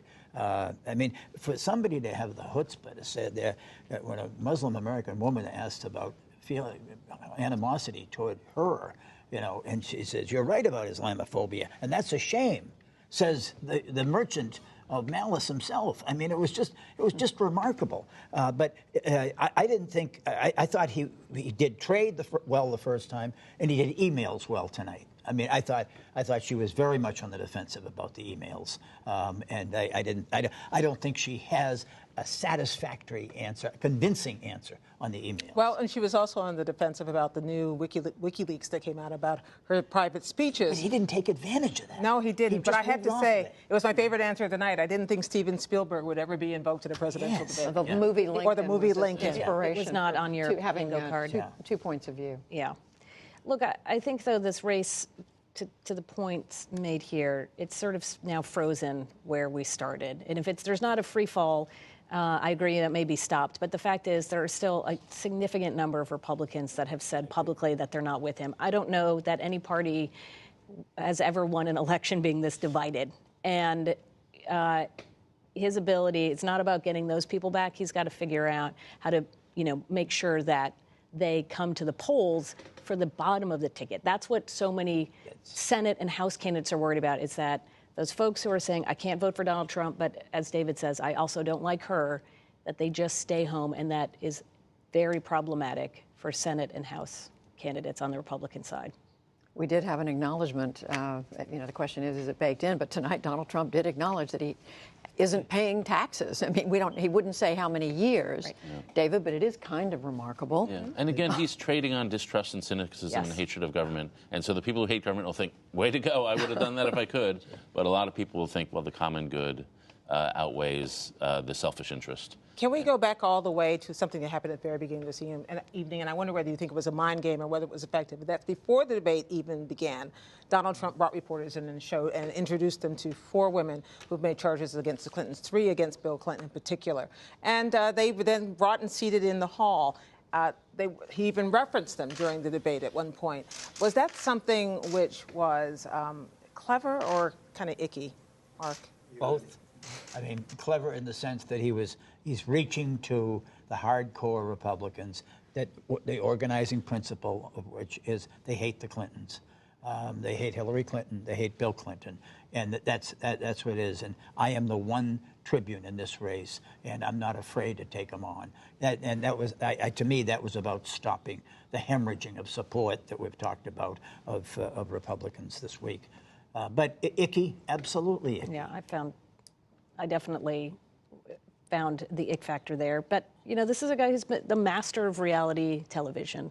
And he created, before this debate even began, more drama around himself. And the focus, the interesting thing about this entire debate was it was a town hall with the goal of you get to talk to actual voters and they get to have their concerns put forward.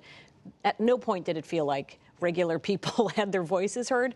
At no point did it feel like we were talking about anything other than a grudge match. Okay, well, we are, unfortunately, we had hoped to talk to some folks from the Clinton campaign and out there in St. Louis tonight, but we weren't able to do it. So that concludes our coverage. We'll get to them tomorrow of the second presidential debate. But there is much more online. You can watch highlights at pbs.org/newshour, plus fact checks from our very own economics correspondent, Paul Salmon, foreign affairs correspondent, Margaret Warner, and the entire NewsHour team. I'm Gwen Ifill. And I'm Judy Woodruff. Join us right here for the NewsHour tomorrow evening for all of us at the PBS NewsHour. And thanks to our team tonight. Thank you and good night. Funding for this PBS election special is provided by the Corporation for Public Broadcasting and viewers like you. Thank you. Election 2016 on PBS.